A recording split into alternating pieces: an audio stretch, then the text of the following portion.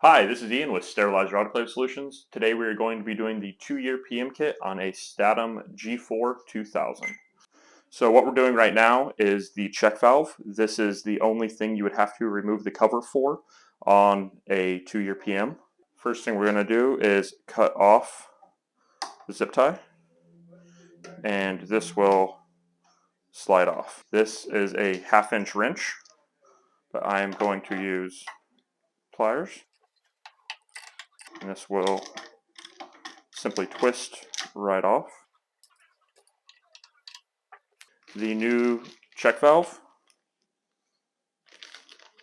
is a 9/16, and this will thread right on. You want to make sure you don't have any big debris of that red Loctite. If you do, you can clean that off. I'm going to use the 9/16 and tighten this down. It does not need to be cranked down, it needs to just be firm.